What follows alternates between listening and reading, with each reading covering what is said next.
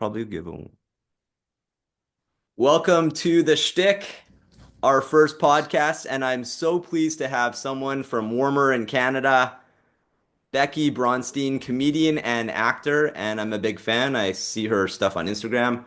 I watch it in the morning and I laugh, and that's a good sign for a Canadian to laugh to an American. Welcome to the Shtick, Becky. Wow, thank you so much for having me. That's maybe the best compliment I've ever received. I know how Not precious you guys are with your comedy. not a problem. And what's the weather like in Los Angeles today? Oh, summer all the time as usual. It's very bright. I couldn't even guess what temperature it is. I'm bad at math, but it's like 100% summer, especially like as an Alaskan, anything that isn't like, dark, freezing cold snow is just summer. Like it's always summer here. Time means nothing. Yeah, that's right. So how did you adjust coming from Alaska to Los Angeles? Did it take weeks, months? It took 12 years actually, because in between I moved from Alaska to Portland, Oregon, and I lived there for for 12 years, as I said. And that was like kind of a good middle step. So it kind of had the best of both worlds. And then I moved down to LA, I think, oh my God, maybe like 2 years ago now. It seems both longer and shorter, but it couldn't be more different. Um LA is a very like lot of stuff going on, possibilities. Yeah, here we go. Everybody's moving and shaking. And Right. Alaska is very much like, let's get through this vibe. It's a But different processes. So you had to adjust. You left your friends, I guess. You were in Oregon, so you made friends, and you were born in Alaska, so you have your friendship there. I Do wasn't they? born in Alaska, but I did live there for 17 years. So like And then basically. and then you went to Oregon, so you made new friends Mhm. there. Do the friends follow you to Los Sure. Angeles, or do they follow you online and see how you're doing? Good question. I think most of my friends in Oregon were comedians, so we are kind of all in each other's lives for better or worse. So we're kind of watching one another from afar, but the comedy industry is in a really strange place right now. So I think we're all kind of wondering like, what do we do? Some of us are baking bread, some of us are moving to other places, some of us are, leaning into weirder and weirder comedy. Some of us are abandoning comedy altogether, but it's kind of nice to just know that like however weird it is, it's like we're all in this together, sort of. Yeah, one community. Yeah. We think as Yeah. Canadians, like when Donald Trump comes into presidency, that there's enough material, coming into comedy. Whether or not You you're on the left know, or the right, I mean, he gives it to everybody, right? It's like, true. Yes. And people say that, oh yeah, well, at least there's going to be plenty of material for comedy. But like at some point you got to say like, are we laughing on the way to destruction? Like maybe I would rather be bored to tears by a president who is not creating quite so much comedy. right. But I mean, we're here we we're are. we're we're in chaos. I mean, I told We you before, are. like we're not for sale unless it's in USD, I right? don't know, And man. and Alaska got bought and at a real good price, and look at look us. what happened. So Greenland is being armed by Denmark. Denmark is sure. on defense. Hmm. Canadians don't know what to see. We see people buying hats in Canada saying we are not for sale now with red and white. The That's hot unfortunate the hockey teams branding. just the hockey teams just played, right, in the That's Florida true. Forum, right? Yeah, I saw this video of Justin Trudeau like dancing and screaming and hugging people who like may or may not want to be hugged, and I Right. thought, wow, That's this is politics. intense. That's politics in Sure, Canada. Hug people you don't know. sure. Um, And that's good that thing, you're honestly, like Denmark has been offering to buy California in exchange, and I think we're ready to go because they've offered us Danishes and like fun times and healthcare and shit, and that just sounds rad. So I'll be Danish. Why not? California's always been talking about independence as well. It's just Yeah, it's just a yeah, threat. Same with Hawaii. When I was there, there's an sure. independence there too. Whether or not they're going to Yeah, do it is fine. I think you're right. We need to form a sense of unity, especially since you mentioned your comedians, backing each other and supporting each other. I think that's how the world has to behave like that. usually. Yeah, well, California is the fifth largest economy in the world, so if we wanted to break off and secede and be our own country, I guess we could also do that. Although, it'd be like breaking up with somebody and staying living together in the same house. So, so Right. maybe not. Right, right, That might be weird. And then the upstairs neighbor is just like laughing at us and like playing hockey and hugging people who don't want to be hugged. right. Exactly that world. That's you, by the way, Canada. So did you start as an actor or comedian first, or what led you into this world? I started as an actor very young, 6 years old, in fact. I auditioned for my first play at the age of 6, and they told me all you had to do to audition was step forward, say your name and your age, but make it really big, And all the other little kids were like too scared to do that, so they just went around saying their names and ages really quiet. And I got peer pressured into also doing that, even though I didn't want to. I was very capable of making a big splash, but no, I was like Becky Braunstein 6. And ever since that moment, I decided I would no longer be quiet and do what everyone else was doing, and an actor was born. Okay. So yeah, it started with school plays and grew from there. Yeah, I started Um, with school plays too, and then I just took it did you? seriously more in my probably did some directing, did some writing, did some plays with my mom. You always do things with your Wow. parents. I went through film school and university, made a film called Time on 16 millimeter. The actual film, not the digital, of my dad, Nice. and he's 80 now. Impressive. So I'll play it back for him, Okay. and I went through that world too. Never really did too much acting. I acted in my own stuff, more was Sure. interested in the writing, and then in the mid 40s, discovered, I want to do this now. Yeah. Yeah. Yeah. More entertainment, maybe stand up. I wrote jokes. I'm ready maybe to do it, make that cross that bridge. God help you. Strange time to start that for sure. Not Yeah. that there's ever not a strange time. I don't know that I can recommend that in good conscience to someone Yeah. whose mental health I care about, but Yeah.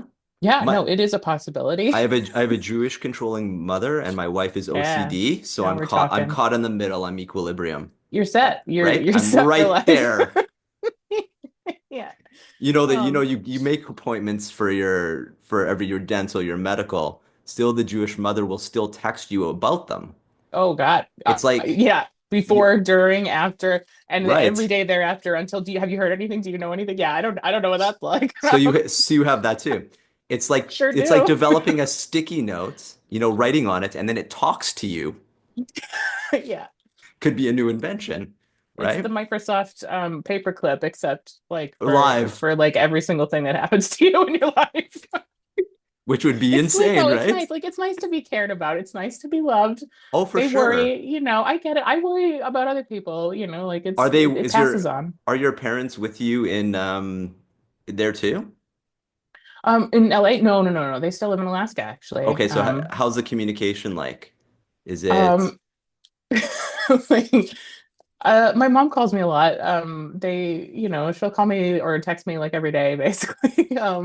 And yeah. I never have anything to say, so I feel bad. Like, hey, nothing going on. Like, I don't quite know Is what it to. just you and the family, or are there more brothers and sisters? I've got one brother. He's like something like 16 months older than me. Irish twins. We're Irish. half Irish, half Jewish. So, That is a um, good combination. it is, right? A lot of It's guilt, a like lot I of walked grudges. 1,000 miles and then another Yeah. Okay, they're 20,000, Scottish. They're Scottish, but Celtic, so similar. Yeah. Yeah, Uh, yeah. No, so it's just me and him that's a and our parents. nice Yeah. blend because you don't meet that many, right? And you Do you said you not? speak Yeah, I German. You guess. speak German I, also. I So know, right? I'm really strange. where did you learn German? So I started listening to German rap music, and I wanted to know what they were saying. And so, I had a couple of German friends. I just kind of studied on my own. I did like, the Duolingo app and all that sort of thing. And I just started listening to and like reading and studying. Like I'm really good at just studying languages on my own. I Oh, tried that's good. studying French and Japanese in school, and I was just sort of meh at both of those. So, but for some reason, German really stuck. So I think my theory is it's like in my blood because it's what my ancestors spoke, like I'm sure they spoke, Yiddish or whatever, and like so German sounds good to me. I was doing okay with Russian there for a minute too, but I kind of gave up on it because it was just way too hard. Um, It's a different kind of language from German. Oh, it incredibly, it couldn't be more different. German is very orderly. It makes sense. It's very mathematical, logical. Everything fits together, and then Russian is just like a heap of it's duct taped together after like thousands of years of just God knows what. There's no order to it whatsoever. Yeah. No, that's amazing because language, yeah, transcends universes and, to different people. And Yeah. I'm on the Duolingo for French. Are you? So Okay. I know how to say like the horse jumps over a fence. I don't think that's going to be in Sure. conversational, Right. Il peut things like that. combattre peace. I That's have all to I've go done. to like three, level 4, level 5, level 6. Yeah. Yeah, yeah. It teaches you the weirdest stuff. Like mine, I screenshotted this, but it was like one of the things I learned this year was der Milchreis ist an der Decke, which means the rice pudding is on the ceiling or something And like that's that. exactly what people need to know, right? Right? Like I might conceivably need to know that, you know? Like, my life is weird. They get me. I wish they would teach me how to like argue with like foosball bros, because like that's what I mostly do in German online. That's Because I support a German football team. Well, Oh, we that's call it good. soccer here, where we're not Soccer, good at it. soccer, soccer, football. The American team is not terrible. The Canadian team The is women are good. fantastic. The The women are men good. The are men, wonderful people who try very hard, and I wish them Canada, we every success. try. We try here, Do you? right? Okay. Are We you so try. similar? Great at hockey, though, sure. Great at hockey, great at hockey. Hmm. We have excellent players in soccer, and they do as best as they can, and we Okay. support them in the World Cup, and we don't make it that much. So the whole Yeah. country comes together, Yeah. and it's like watching the team. It's like, the Yep. feeling of disappointment when your team loses, and the Sure. emotional attachment that you put. So I don't add a lot of a Yeah. much attachment to a team anymore because you don't Hmm. have that anger at the end when they lose. I don't get angry when my team loses. My team is Bayern München, by the way. Okay, They're very good. that's The, I mean, like they're like very, very good. So maybe like it's cliche to even support them, but like for me, it's just I just find it so interesting. Like there's so many personalities, and just seeing like how things work and how they manage their publicity and the players and their contracts and like the interplay between each other and their idiosyncrasies. Like I'm dissecting it like I'm watching an awards show, you know? yeah. I'll have It's to less I'll emotional. have to follow them. And then so when did you get into the comedy? You were acting since you were little, and then Yes. when did you cross that bridge into comedy? So I started doing like community theater when I was 15 years old. I auditioned for a play on a whim and got into that, and it was sort of a comedic role, and I just completely stole the show. I'm not afraid to say, and I just was like I was just making people laugh every show, and they would like it was a play that was like sort of a modern retelling of the Cinderella story, kind of ever after vibes, and I was like the evil stepsister that was like sort of the funny one. Oh, Um, cool. and so like and it was just the weirdest thing. Like after the show, like people were coming up to me like, "Oh my God," and I thought, "Wow, this is interesting." And so then I started doing like kind of more like comedic roles in theater.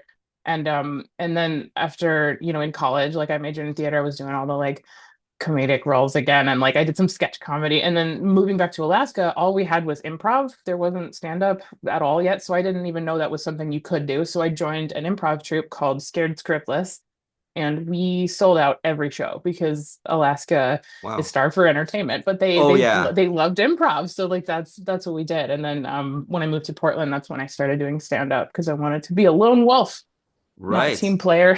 No, that's good. That's good. And then so as you transformed into LA and brought your comedic act to LA, how are you doing so far?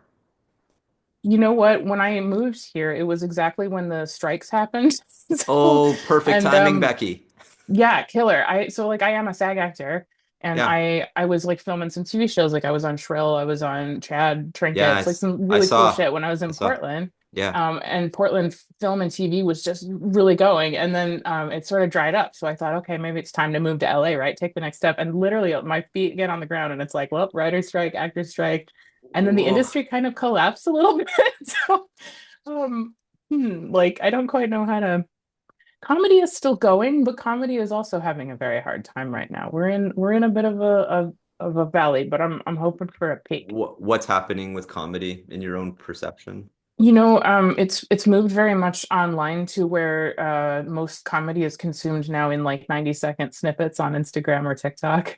And so everything that we're doing now as stand-up performers is in support of that. So you've got to film every set, you've got to post it, you've got to dice it up, you've got to caption it. That's an incredible amount of work, especially for Yes. people who are doing a lot of other things. So that is a very competitive landscape. People are not coming to shows as much as they were. Hmm. And there's just not that support from the industry to pull comedians into it as there was before. It just everything was really like going. It was just the roaring 20s there for a while, and then we're just kind of in a drought right now across all things in the entertainment industry. So And people are turning to different stuff. people like those because I see them on Instagram too. There's the 15-second clips of the show, which you would Yeah. think people want to see more of it. Yeah, yeah, and they do. I mean, there's people. It's out there. It's just slowed down right now. It's kind of on a bit of a downswing, but I think a lot of things are going to be springing up around that indie film. I think is going to have a big time, and I'm leaning into that myself. And I think comedians are we're versatile. They told us film everything and put it online, and we were like, fine. We hate this, but we'll do it. Like, like there's always that kind of you do what you can to put it out there. I mean, comedy bleeds out of you. Oh yeah, of course. So can you tell us a little bit about your comedic style and your influences? Oh man, my number one comedic influence is my mom. She was very funny. She was a teacher for a long time, so she was used to speaking to, young people, and she always used to tell me and my brother stories about what was going on in the world and current events and stuff about history that they don't teach you in school. Like, was Christopher Columbus really a hero? Oh my God, no. And here's the whole deal. And like she was just very funny, like told stories that would just make us laugh so hard. So I hear her voice coming out of my mouth every time I'm on stage. I think my comedy is very sort of like animated and observational and story based. I used to just do kind of the sort of, hey, have you noticed kind of jokes, and then I moved into the more, this happened to me and here's why it's insane. And I think people Hmm. respond to that because my perspective, my point of view is so odd, that's where I can really stand out and make people laugh and feel like it's unexpected. Yeah, Um, that's cool. my That's cool. my like comedy heroes, I guess, are people that I really admire. Lenny Bruce obviously is a big one. I Maria Bamford, I think, is the realest comedian working today. I cannot believe she's not like a household name. I really enjoy Patton Oswalt, Kumail Nanjiani, Pete Holmes. Oh my God, I think I'm incredibly similar to Pete Holmes. We should. Pete, I met. Yeah, right. I Oh was yes, yes, yes, telling you yes. so I met him we were on the Christmas pageant moving together. I see Right. this giant 6'7" dude and I'm like, who the hell is that? Who is And that? I knew Judy Greer. I knew Judy. Oh, she's great. Yeah. I knew Judy. And like we're Mhm. walking and my intuition goes, these are not Canadians, like they don't feel like, when we were brought from background into the behind the actors with my son. Sure. Sure. My intuition kicked up. I'm like, I don't know these people. I know her because she Yeah. looks really familiar. That's Judy. And I'm like, oh my God, it's Judy Greer. And on Yeah. my break, I Googled Pete Holmes and I'm like, oh, he's a comedian. Oh. Oh my God. Then No, his he's wed fantastic. then his Yeah. wedding ring dropped. You're Oh, supposed to get a wedding ring that fits on your finger that doesn't come off. This is the sure. jewelry 101 for men. Ideally. His flipped off. He put his hand down. It fell below, and I said, "Lord Okay. of the Rings, you're missing your ring." And he Oh, laughed. he'd love We that. were Yeah. mid set, yeah, and he fed up, and he's laughing to all of us behind him. And it's like, you don't want to lose that, bro. What? So it was his wedding ring, not His like ring, his no, his like ring, on set, like, no, his ring fell off his hand but because like his wedding ring his in real real life, one, not like his characters. his real one, Okay. Oh shit. Okay. yeah. So you saved the day. I mean, I that could have been a saved very expensive tragedy. We saved his ring in the pew of the Catholic Church, Ah, like where we wonderful. were. And it was just a moment of comedy within. And that's when I first met him. That's very Made, delightful. made eye contact. My sister-in-law's obsessed with him. How could you not be? He's great. I listened to his podcast. I like the Sure. Batman shtick. I like what You he made does it weird. there. Yeah, you made it weird. Yeah, it's a Yeah, good one. you listen. Okay. I You're did. you're a Yeah, for a fan. long time. I'm not much of a podcast listener in general, but that one I did hear quite a bit. I met Pete Holmes in San Francisco at Sketchfest, and I was there like hanging out. Because he's got he worked with Jamie Lee, who is like sort of an acquaintance of mine, and she's wonderful. Like, so we were kind of having a chat, and then like Pete was doing a show, and I just sort of got introduced, and he was like so nice. And what struck me is like I feel like weird that we're like talking about him, but it's like positive gossip. He Yeah. was not only nice to me, like we had a lovely chat, but like he was so nice to the people who showed up to see his show, who were like, like lining up to like No, take that's it. pictures and talk to him. And I was just like, that's a good guy because like that's how like, you know what I mean? Like That's they're not just nice Colorado. to you, but like with those people, like Yeah. I Yeah, love he's a that. nice Colorado guy. See from Colorado? I didn't even know From that. Colorado. I watched I his thought he was earlier from Boston. Boston to Colorado, like you, go into another state, end Oh, up in oh, LA. okay. Okay. Yeah, he's a Bostonite and then transplanted there. Okay. So what I was going to ask you, how do you handle your hecklers? Like, do you have hecklers in your live performances? How do you You handle know, them usually? I rarely do because I talk so fast and so loud, Oh, okay. but it happens. People will shout stuff out, they'll answer rhetorical questions. I I don't think I've ever had anyone be like mean, like shout something mean or try to disrupt the show in a mean way. It's usually just like overexcited drunks or like someone who wants to be part of the show or barking dogs or, but as an actor, it's hard for me to stop and break the fourth wall and acknowledge it, but that's what the crowd really wants you to do. So like I, I don't know, it's a work in progress. Like I try to just sort of be like, oh, that's happening, ha ha ha, and then keep stepping. Like, because for And me, keep like going. Okay. yeah, I don't want to be derailed because like my comedy is very like I don't know, my bits aren't short and like I don't improvise a lot. It's just sort of like this is what I'm gonna say. Here we go. So let's not fuck this up. In your brain as Anyway, you're have you have 1,000 things going on, right? yeah, and like it's hard to just jump off of something that was like a story or whatever and go on a tangent, but I get I it. I want to be get able to it. do that more though. I really do. I get it. I haven't faced it myself, so we'll see what happens. So how do you come up with new material? What's the process for writing material? You said you're observational. Now you're saying things that happen to you. Yeah, yeah. It's usually just from talking to people. Like I'll just hear myself say something in conversation that's like, oh, I gotta say this on stage, and then I'll write it down and then work on it later. It's weird kind of conversing with fewer people in recent years since I've had to kind of get into my head more a little bit on that. But Yeah. yeah, I'll just be chatting and then I think, oh yeah, this is a bit, but I don't like try out bits on people because I hate when other comedians do that to me. So like I'm not that person who's like trying out a bit when we're talking. No. Right. Yeah.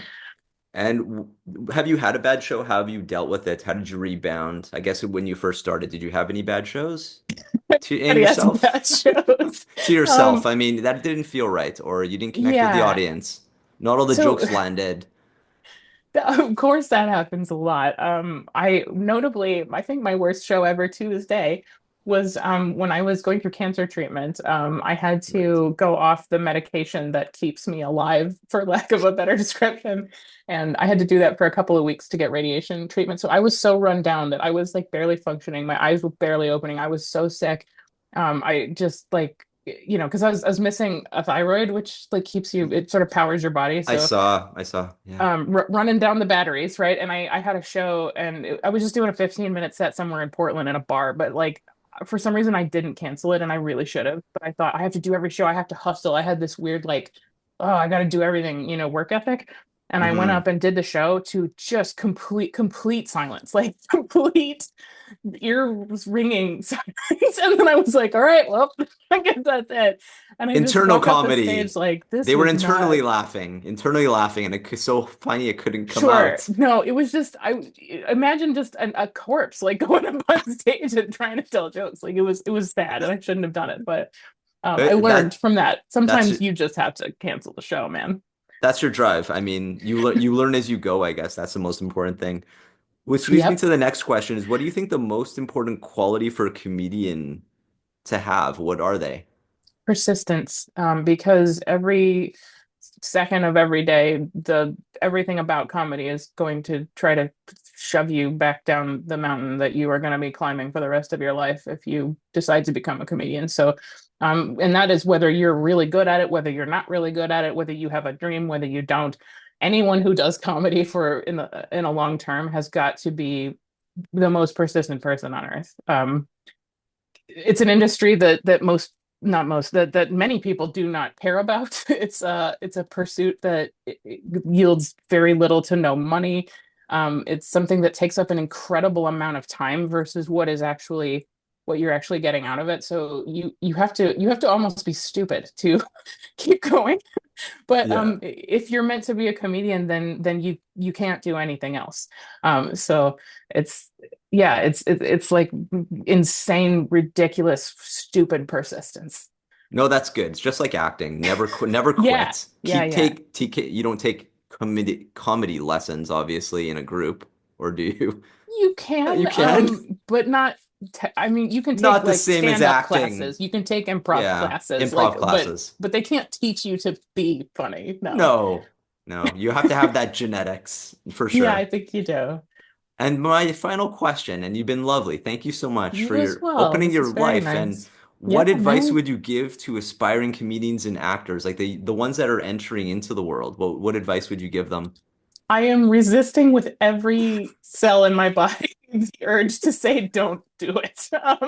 But with that said, I think if truly though, if it makes you miserable and you are so unhappy that you feel like you're wasting your life, don't do it. Hmm. Take a break, quit. Because life is so short, and you only get one chance. So if you're doing something that's not bringing you any sort of joy, stop. That said, again, if you are truly supposed to be a comedian or actor, nothing I or anyone can say or do will stop you. So it doesn't really matter in that regard. So I guess the best thing I can say is like the best advice I ever received, I think, as a comedian, and I think the first time I heard this was from Kathy Griffin at a book signing in Anchorage, Alaska, before I had started to do stand up. But it was do what you think is funny because it's very tempting to think, what will the audience like? What does the social media viewer want? What does the Hmm. industry want? What will sell? That's an easy trap to fall into, but it never works. Like the best comedy, the best jokes, the best writing, the best performances you will ever do are the ones that you are entertained by and amused by and interested in because that always comes across and it just makes it that much better. So you gotta shut off that instinct to be dancing for somebody else and dance for yourself. Right. Fair enough. That's a good point. Becky, thanks so much for being on the shtick. Thank you for having me on I the hope I shtick. hope I hope this helps you. I hope you get a Netflix show. Thank you. Me too. That would be fantastic. I'll reach out And to we'll my get two seasons and you come visit my city. I'll would come love to that. yours, Please do. and we'll make it work. Sure. Yeah, that'd be nice. On behalf of my team, thank you so much for being our first, podcast Thrilled. episode I'm in Kelly comedy. Clarkson. It means a lot to us. It means a lot to us. I was looking at your bios, looking at all the shows that you've been in, checking out your Ah, IMDb, okay. and you're doing well. Keep going. Thank you. I'm trying. You as well. Yeah, Please keep going. I Let's am. all keep going. If the world ends, we're gonna be the last people with the cockroaches crawling all over us, performing and doing our art and screaming at the sky. Exactly. Comedy in our religion has been around for centuries, right? I mean, True. I don't think we're going anywhere. No. So I mean, they've tried so hard so many times. I think comedy is ours, right? Like, I think cultures get we to do. own It's the certain things. Like, culture. it's Yes, Jewish jazz, right? They've always right. said that for years. So, like, I think comedy is ours. I think we're good. I think we're good. Like a rock. Yeah. All right. You have a wonderful rest of your fun day Sunday. You too. What's up? Okay. Thanks, Becky. Nice Good talking to talking to you. you. Yes, Thank for sure. you.